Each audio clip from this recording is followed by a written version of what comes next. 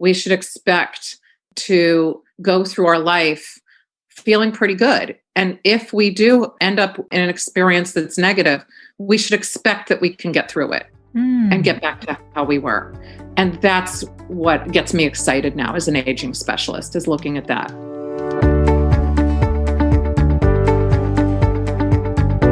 Welcome to the Good Life Coach podcast. I am your host, Michelle Lamoureux. The intention of this show is to awaken you to your fullest potential. Join me each week for inspiring interviews to elevate an area of your life, as well as interviews with women entrepreneurs who are creating success on their own terms. Each episode provides actionable tips to guide you to design a life you love. Hey there, it's Michelle, and welcome back.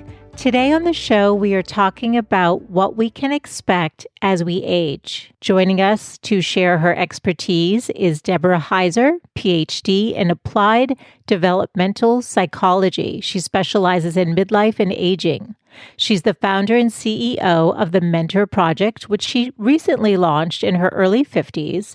She's a TEDx speaker, blogger for Psychology Today, and award-winning researcher and adjunct professor. Like I said, we will be talking about what we can expect as we age. And as you know, most of what we see in the media and we read and images that are shared is the downside of aging, the negative sides of aging. And what I love about Debbie and her perspective and her work is that it centers around the positives of aging. This is definitely a deep dive conversation on all things what to expect as you age, including our opinions on plastic surgery and the importance of giving back. So I hope you enjoyed this conversation as much as I did. Here we go.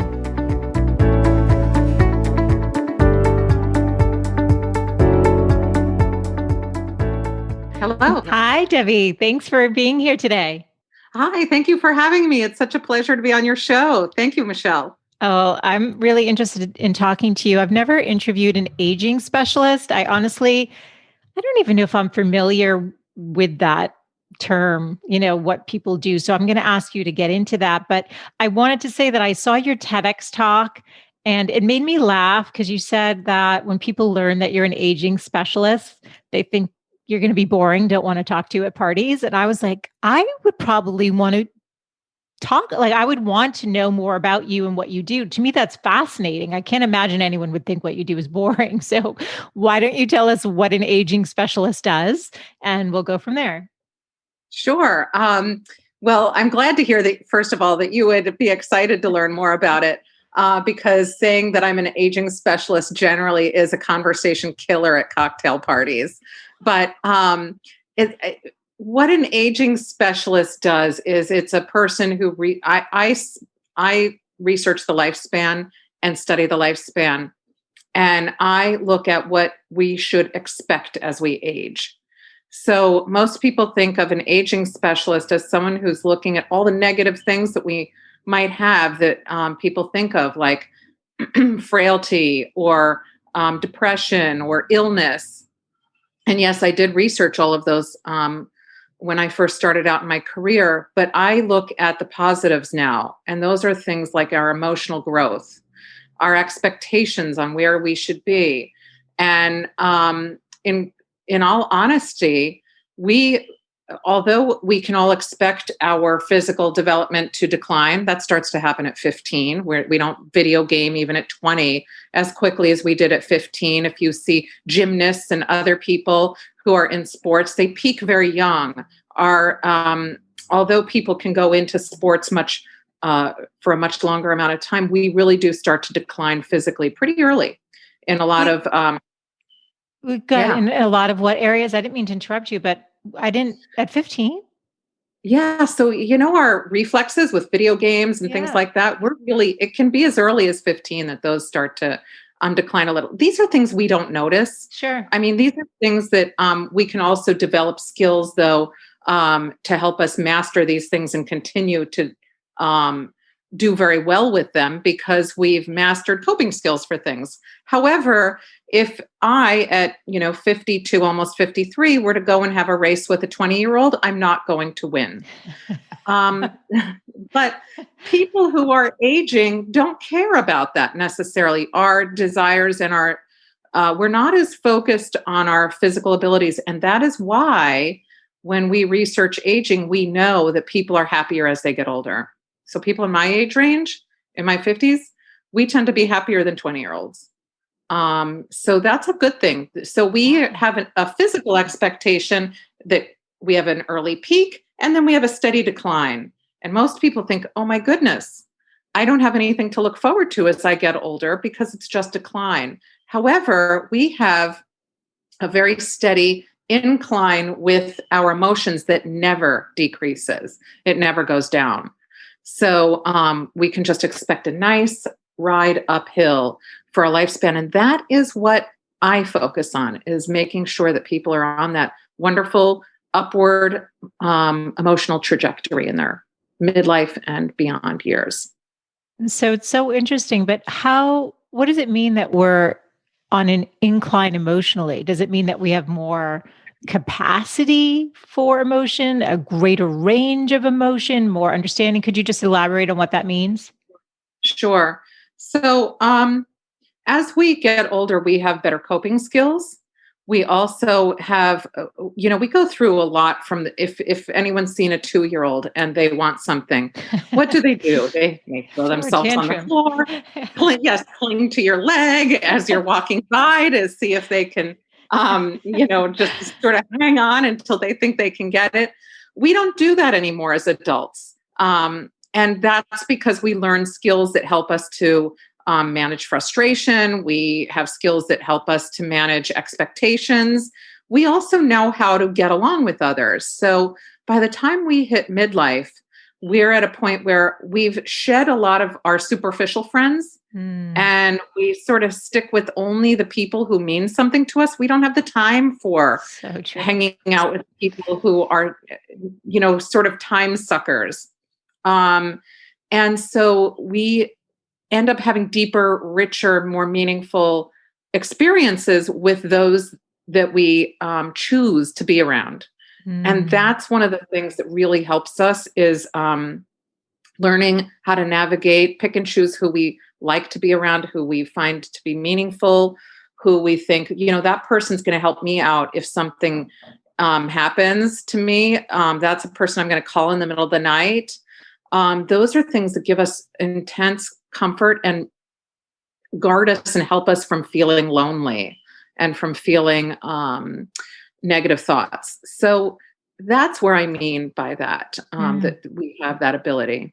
Most people who are 50 and older can say, oh, I know what you're talking about. Totally.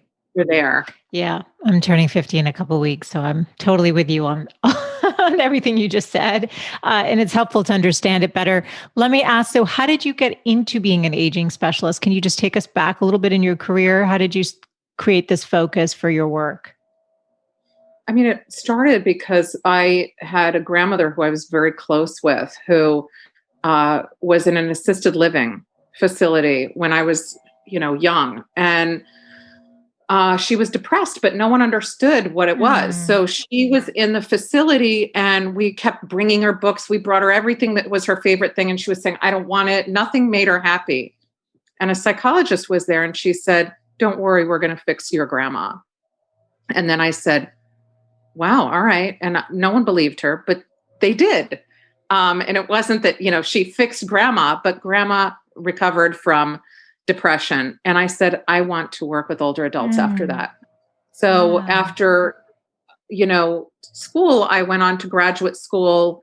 I worked in, Weill Cornell in a psychiatric hospital in the geriatric division. And I said, I think that I want to research aging. And then I worked in a nursing home for many years, researching depression, Alzheimer's disease, frailty, all the things that one would expect.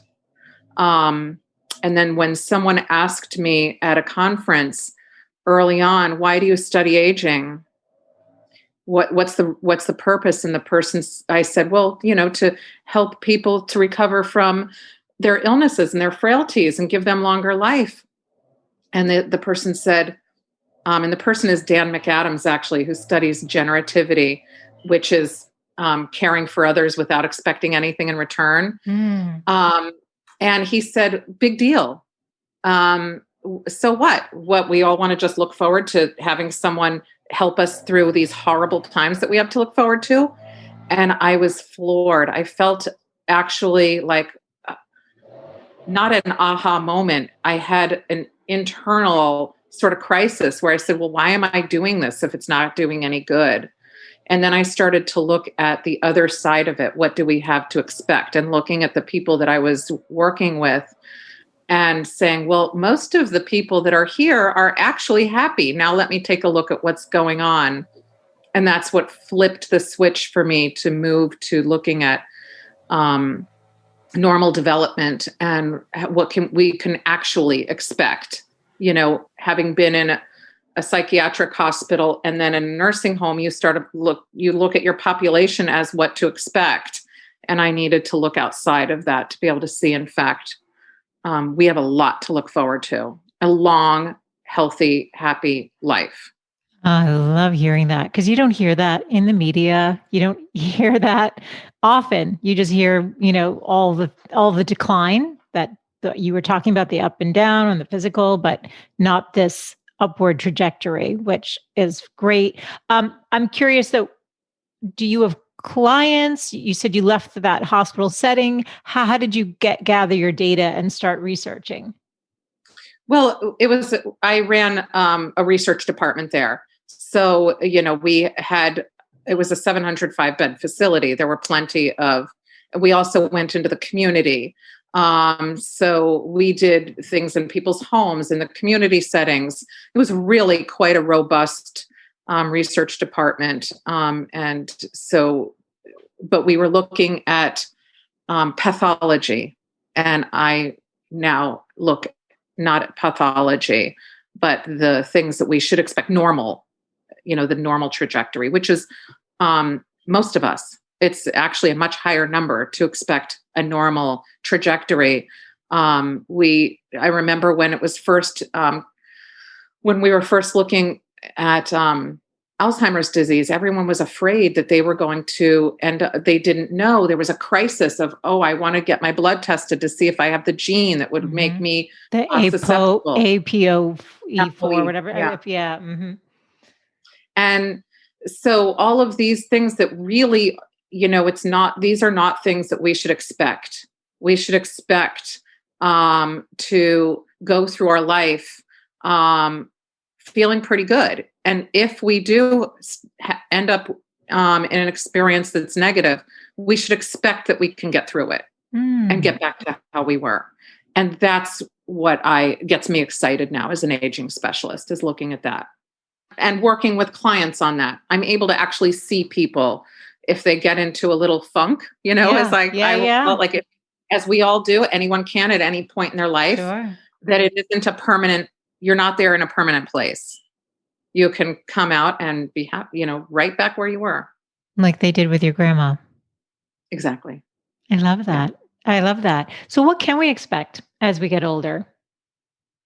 We can expect to have deeper relationships, and things that give us those butterflies in our stomach. So the feeling that you get when you see people have children and they see their children having an experience, and you're able to step back and see them, have joy. We're able to feel that a lot more with our other relationships. We can expect to want to give back to others without expecting anything in return.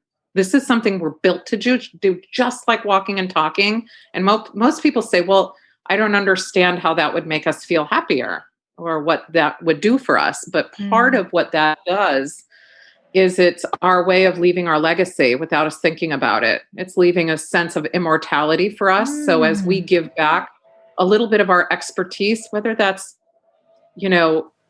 that's how religion got passed on for centuries, was someone was passing that along. These are things that aren't short lasting. But whether it's, a grandma's recipes or values, or it's tech expertise, software, expertise, coding, whatever it is that launches us into a new era, those are the sorts of things that once you pass it on, it's out in the world outside of ourselves, and it's a form of immortality. And we naturally do this.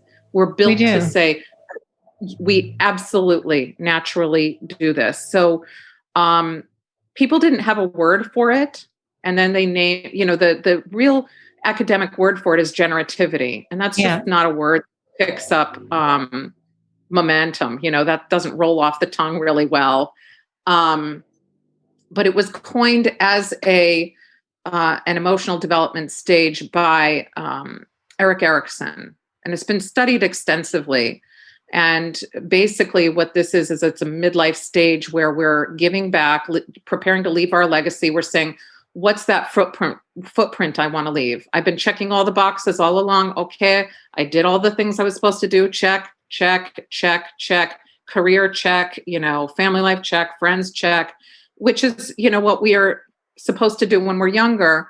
But we get tired of checking the boxes at midlife, and we want to say, now what? And that's the point that people say, okay, I'm open now. What do I do? And that's where, like, you're doing a podcast, you're taking your expertise and you're putting it out there for the whole world to hear. These are the sorts of generative activities that people do all the time, but they don't acknowledge it. When you don't acknowledge it, you can't really get the good feelings from it. So learning to acknowledge these and learning to look for more opportunities, that's what makes us feel even happier. And it gives us that really good pit of the stomach, glowing feeling that people will often report to me that they feel. I love this. I love it. And I've never heard that word, generativity, either. So this is great. I think it'll be some information and a different way of thinking about aging that maybe I'd say most of us haven't, because really what we do see in the media and what we read and everything is all about how we're declining every day versus the good and the ability, like you said, to overcome if there are these setbacks, because life happens, right? So there are going to be things that come up. What I'm curious about, especially based on what you do, I was thinking about this as I'm turning 50. I couldn't help but remember that SNL skit with Sally O'Malley, where she would say, so for those of you who don't know this skit, it's pretty iconic. I think most people do, but I'll just say it's this woman who looks and talks older than she is. She wears her jeans or pants up almost to her breast. They're like, she keeps pulling them up, like she's like an old woman and got saggy pants. And when I say old, we'll have to get into how that's thought of in this country. But anyway, she goes, I like to kick and stretch and kick because I'm 50.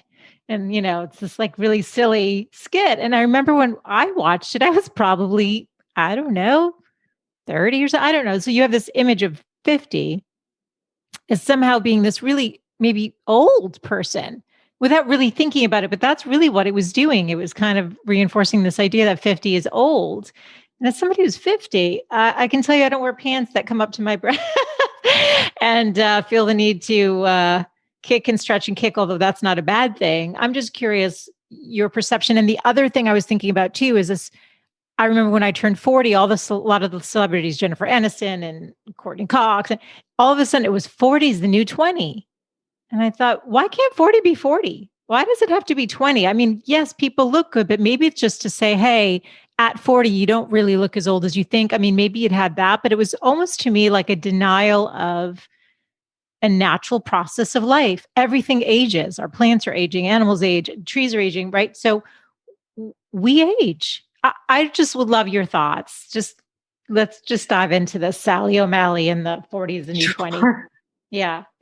I lived the Sally O'Malley. Like that is what I was fighting against for decades, because I remember it's so true. I remember I was teaching a class while I was in graduate school, and I was like 32. Mm-hmm. And I gave an assignment to the class. It was an aging class. And I said, so what is old? Give me a number.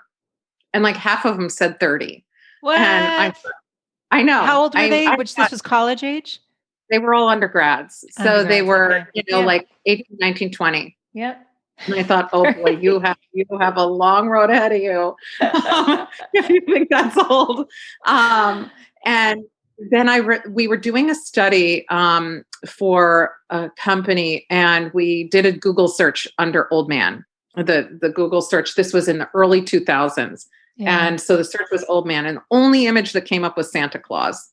Oh. And then, there just were no images, and that to me was a red flag because, there's nothing about old people at all other than Santa. No one could put anything out. Now, granted, I know. So then a while later, about 10 years later, I looked again around 2010, and it was all frailty and, how older people were victims and, wheelchairs, walkers, sad looking faces. And I remember telling even the Atlantic and other organizations, you've got to change that. The image has to be changed because I should not do a Google search. And, there were all sorts of aging experts who were in academia who were just looking at, the work they were doing, but the media had an impression, and it was no one's fault because the academia was holding all the information. Yeah. So there was nothing positive put out there about what to expect. So now, though, if you Google old man, you don't see that. So another 10 years now, here we are, you can Google it and it's happy looking individuals, active looking individuals. It's not negative. So we are changing in where we are with regard to aging from back when I first started, where there was a lot of fear and anxiety and trepidation. So why wouldn't you want to try to look younger? Because you're afraid of what is in front of you. You want to sort of hold on to your youth as much as possible. But now we're seeing people who are in their 60s and 70s and even 80s who are becoming icons for being normally aging individuals. And that is refreshing. I just wrote a piece because look at our two candidates for president. How old, Biden is going to be 80 when he's president. Yeah. Who would have thought that 20 years ago? It wouldn't have happened. Look at all of the politicians that are in place. They're older. Yeah. Nancy Pelosi. Yeah. Right. Mitch McConnell. It doesn't matter which side you're on. Yeah.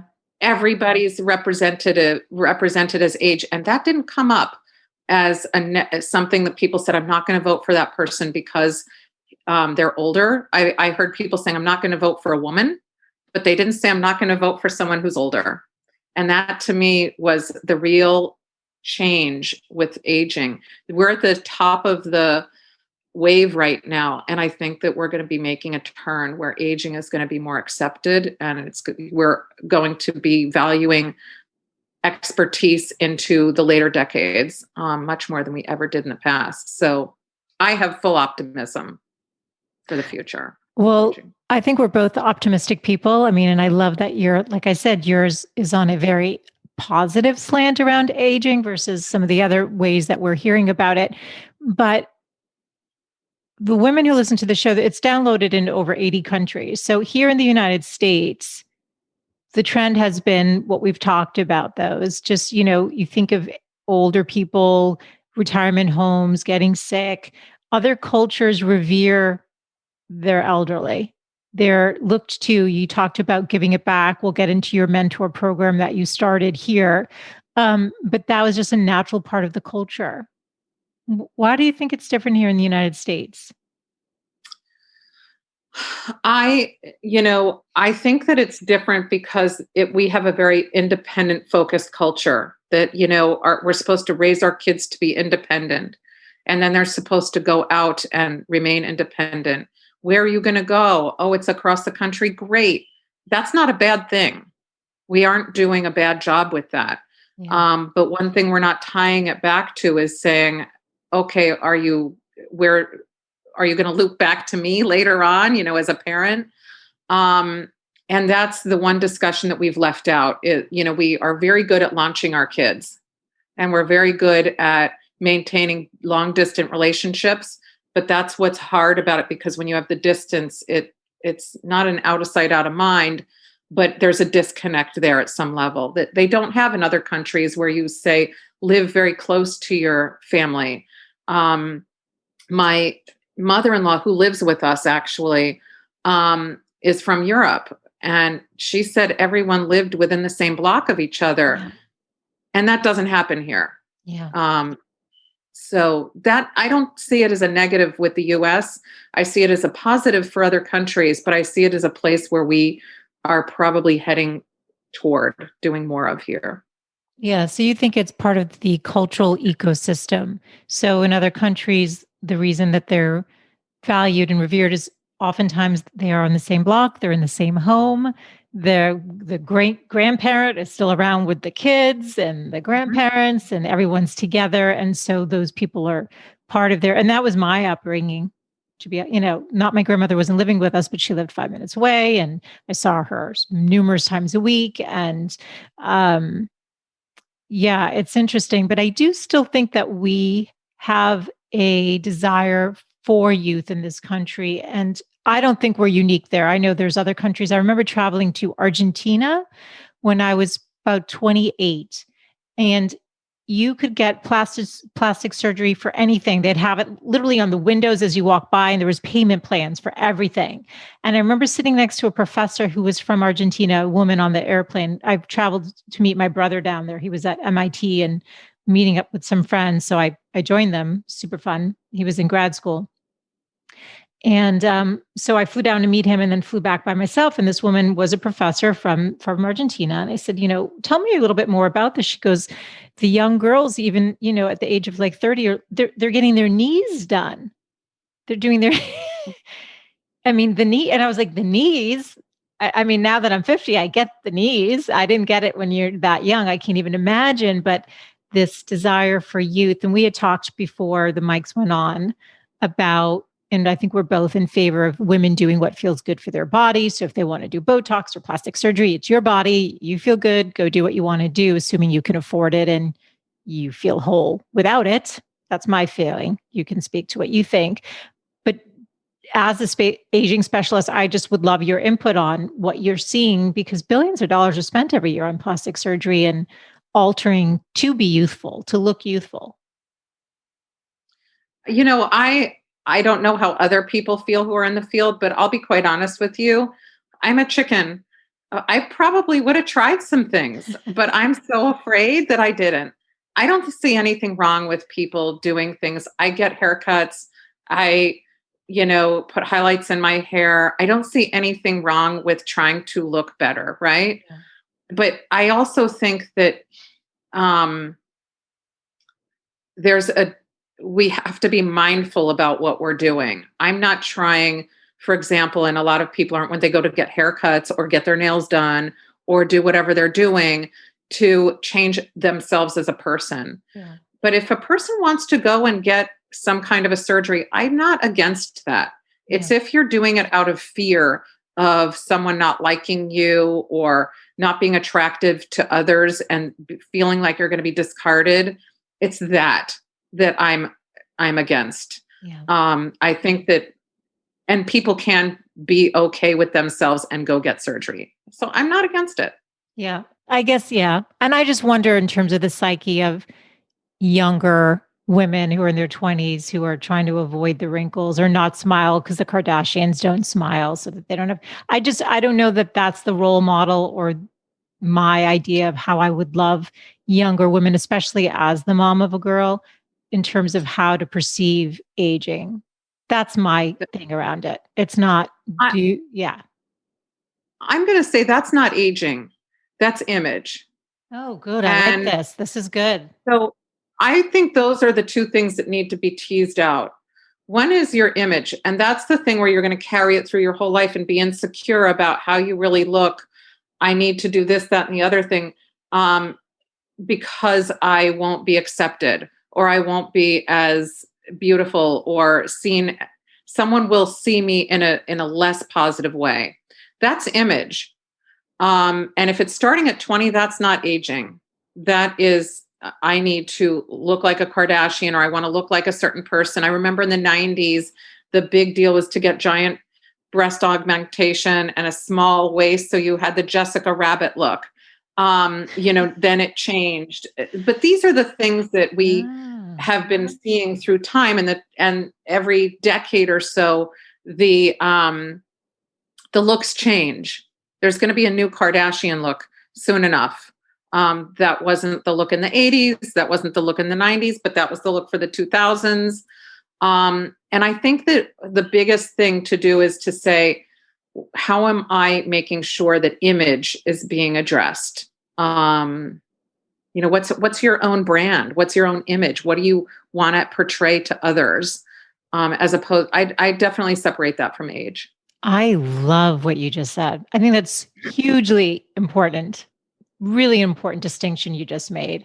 I think that's true. And I guess I've never really thought about it. I've not thought about it because I always worry about younger women and having self-confidence and being who they want to be in the world. If that's what the show's about at any age, having that. But to feel like you need to look a certain way to appeal to other people, you're right. That's image. That isn't aging. That isn't aging. And women who are age or above or below who want to do stuff because it makes them feel happier, great. And when you talked about people thinking that you look younger or older, I think that the image that you talked about with Sally from SNL, the image of a 50-year-old is one that's pretty haggard, that looks like you've, lived a full life. And so when people look at you, when people look at people who are 50 or, in their 50s or turning 50, and they see someone that doesn't meet their image, you appear younger. Which is kind of nice. And that can be with wrinkles, that can be with,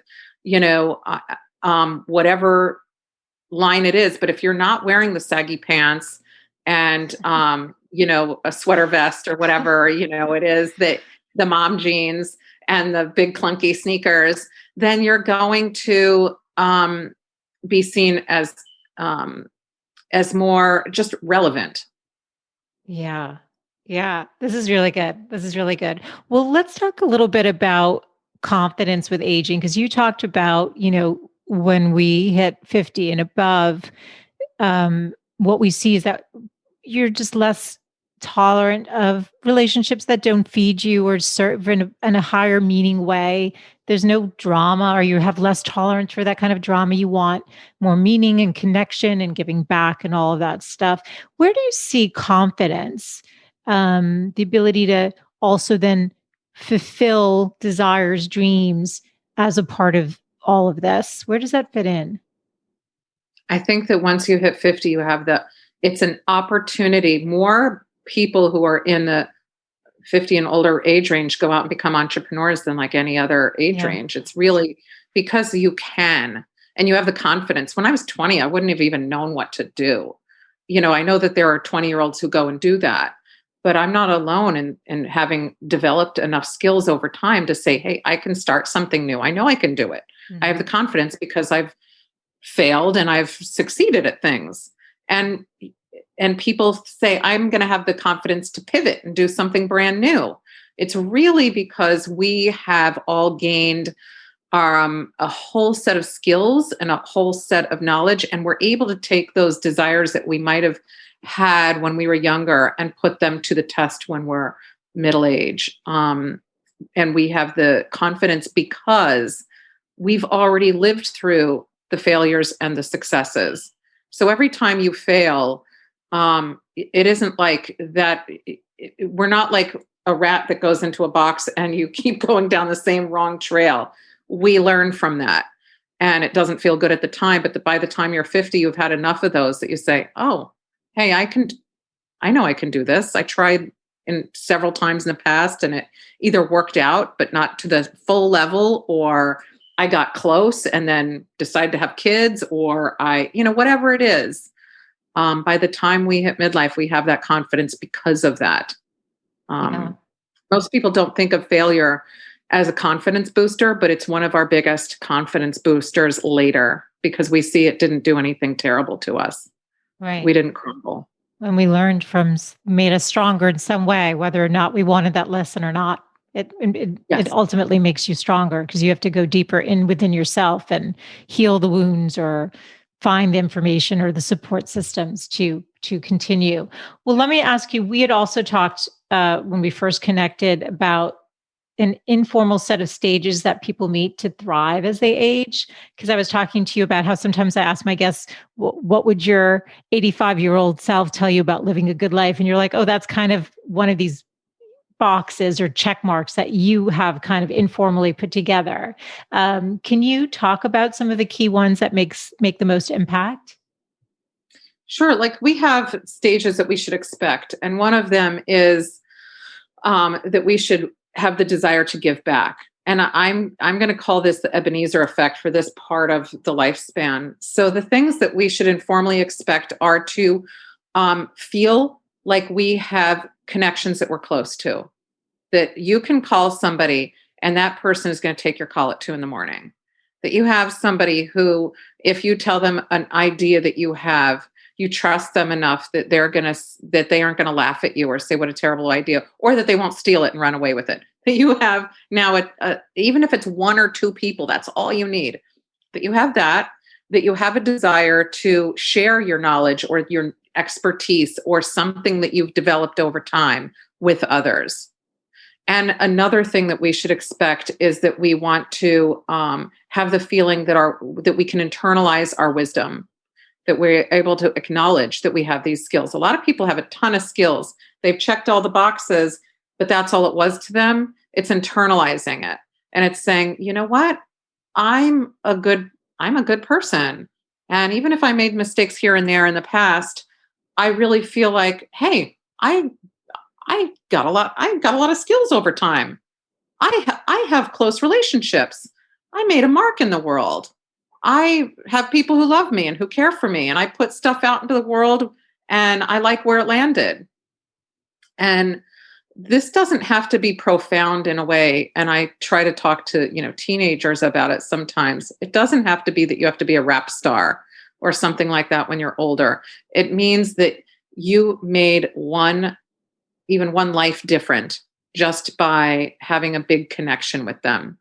So it's these little tiny things that we all take for granted that no one really talks about that are super, super, super meaningful to us and that change our lives and really do make us reflect. And when I said the Ebenezer Effect, if you go back to Charles Dickens' A Christmas Carol and you look at Ebenezer Scrooge, he's a guy who checked all his boxes. And he was not a happy guy. Yeah. He was a self-made, very wealthy man who lived in a mansion and had servants who helped him. And he had no connections with others. He was ultra focused on just himself and the external needs and things like that, and superficiality. It wasn't until he made the connections with his nephew and Tiny Tim and Bob Cratchit that he immediately had joy in his life. And we saw in the movie, and it's exactly how it is. This is exactly how it is in real life, is that there's that joy. Like he was just so happy.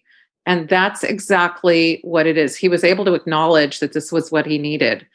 And then he was able to give back. So whatever your skill is, for example, my mother-in-law who lives with us, her skill isn't passing down what it was like when she was living and the skills that she learned that are very different than nowadays, and her recipes and her values and her religion and all of these things. These are solid in my kids, and that she lives now through them. Now they carry her on.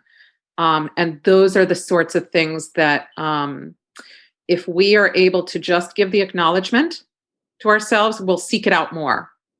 So once you start to get it, it's like candy and you want more and more, and you seek it out more, and then you just get more and more joy.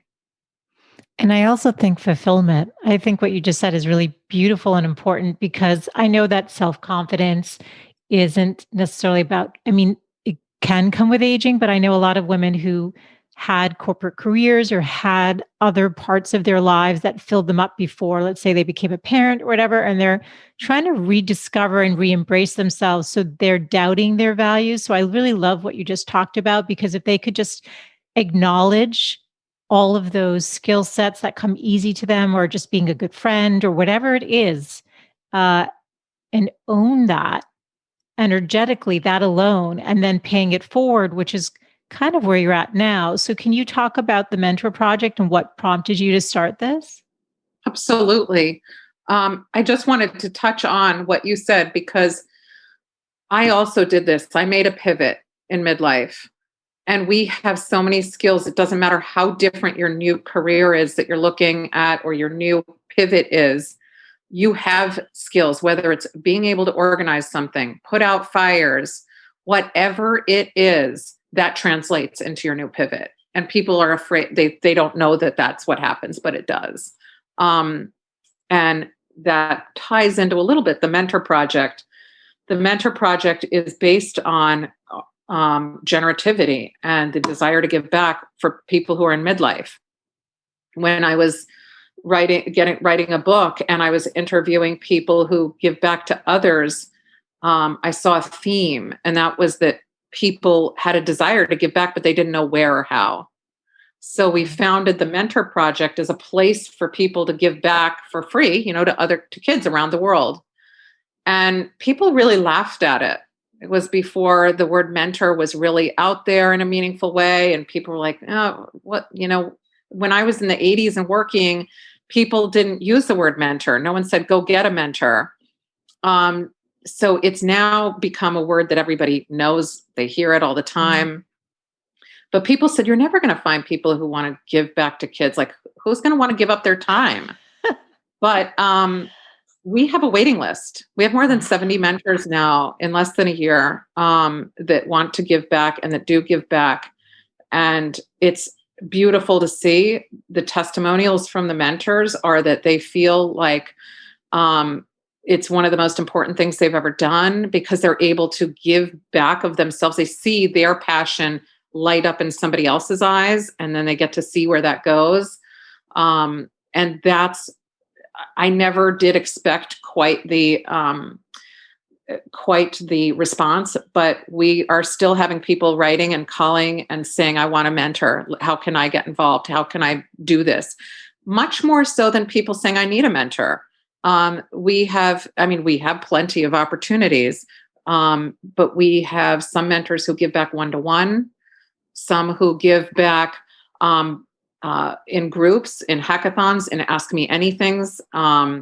We have a big connection with Argentina, kids in Argentina and the US. So we pair up kids blindly, and they get to meet kids they've never met. And then the mentors come in and help them to, solve big problems that we have in the world. And one of those is working toward a patent. So based on that project with kids that didn't know each other coming together over one weekend. Yeah, it's just neat. It's all everyone's passion being paid forward to a kid of various ages around the world.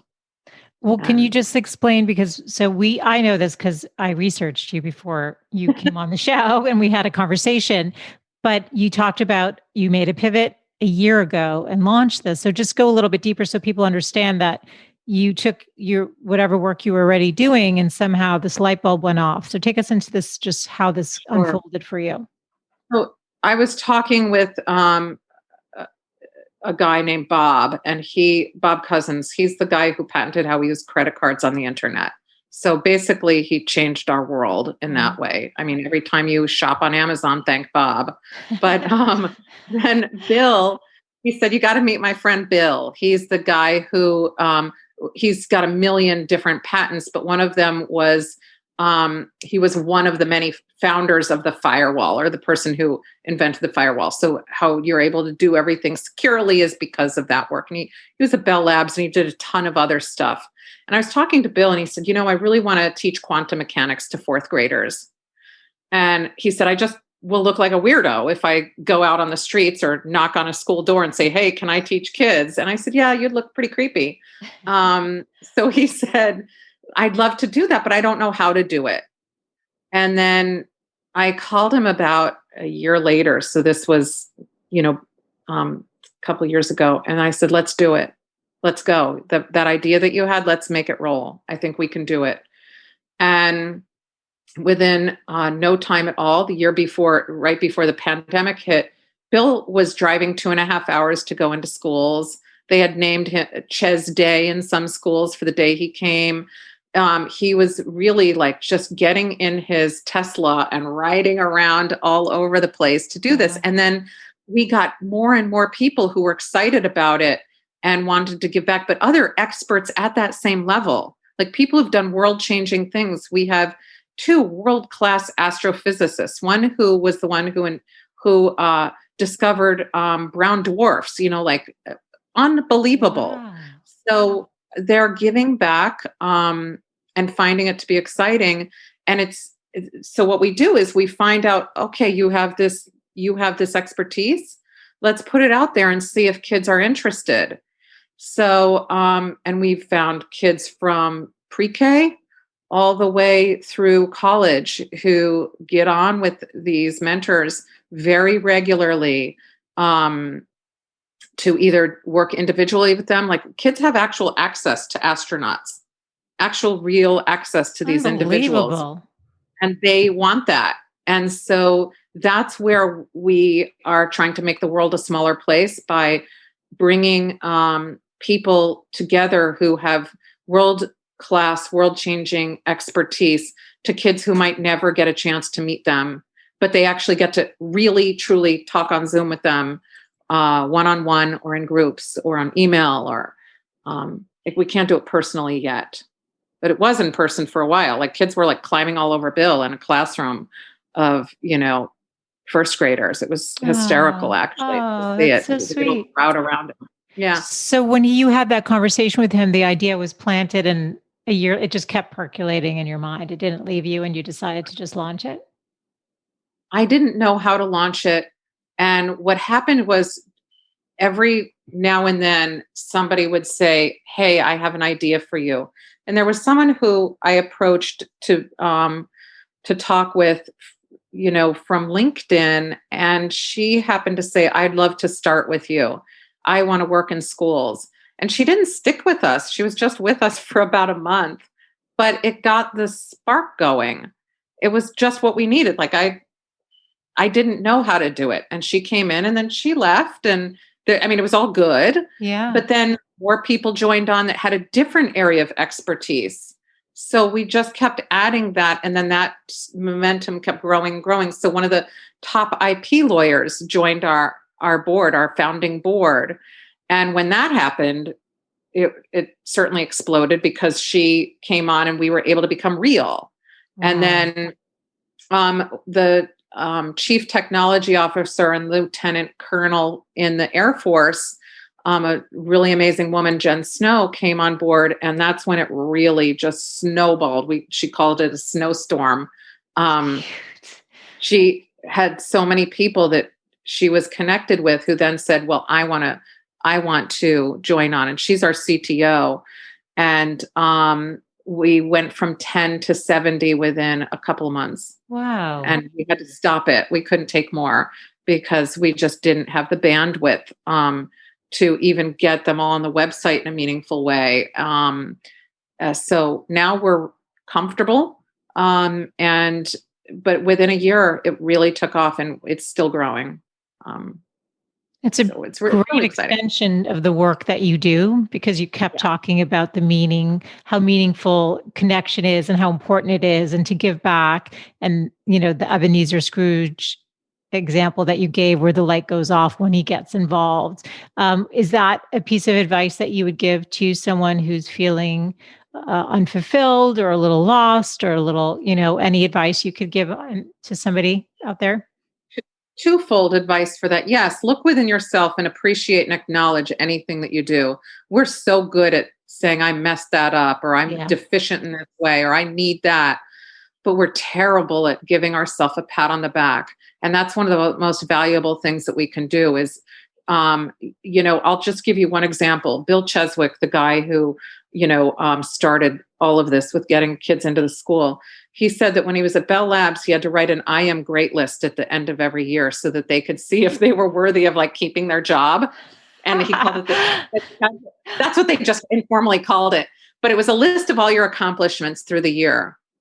And there's nothing more valuable than that. We never do that. No. And if Especially people women. can make their own, exactly. We have an I am expected to do this list. Right. Exactly. But we don't. That we add to ourselves too. We never feel like we do enough. Yes. So if people can do that, it's a game changer. And the other thing we can do is point out when we see other people. So if we now have our network of close friends, I could say to you, you're really good at what you do.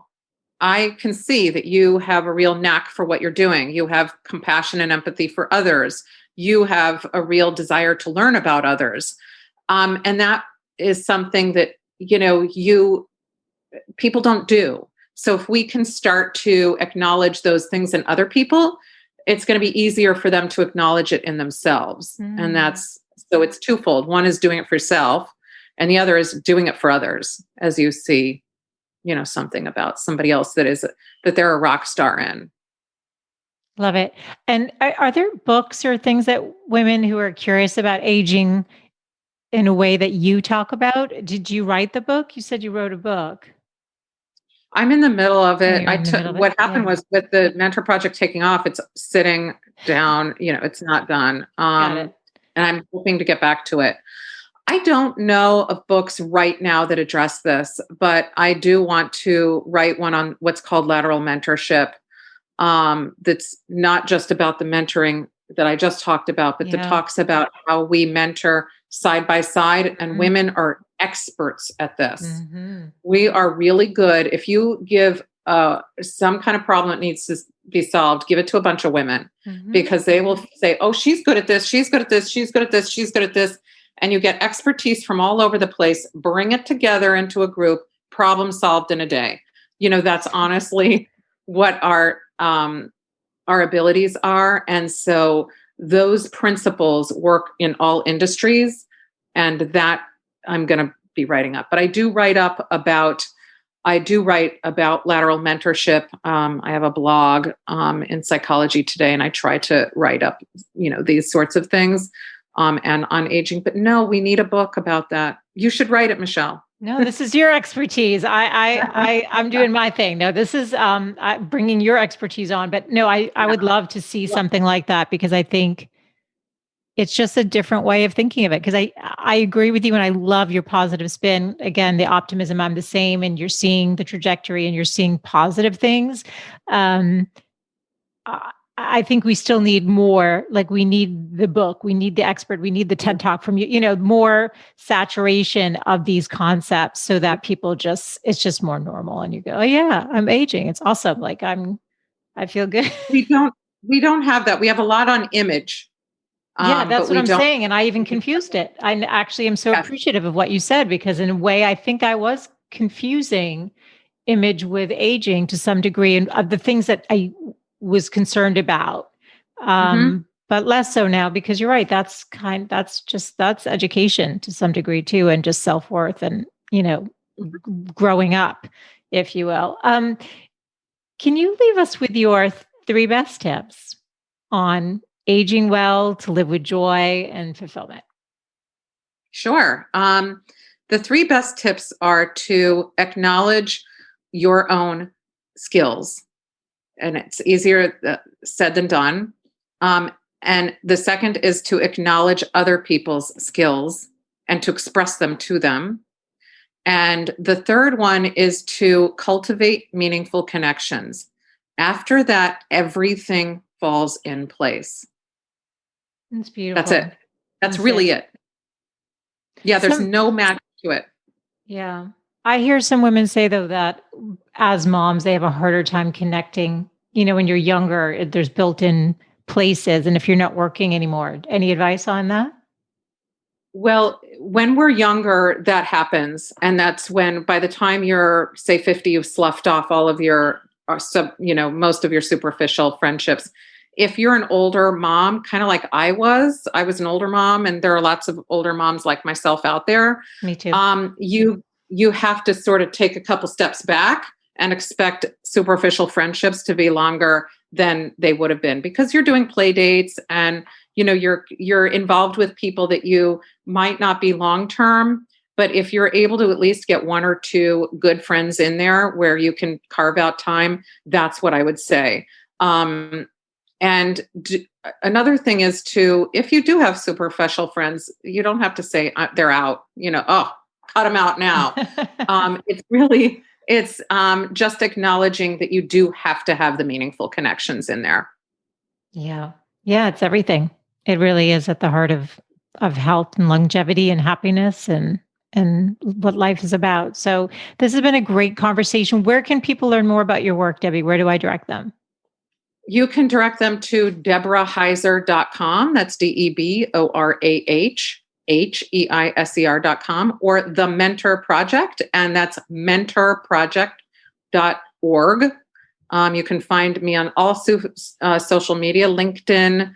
You can find The Mentor Project on Facebook, on Instagram, pretty much wherever you have your social media. That's where you can find me. Thanks for a very interesting, enlightening, and fun conversation. And I appreciate your time. And people really should check out the Mentor Project. It's fantastic what you've created. Thank you for your work. Thank you. I appreciate that. Thank you. And thank you for this pivot that you're doing, bringing new information out to everyone. I love it. You're doing an amazing job. Thank you. Oh, you're kind. Thanks so much, Debbie.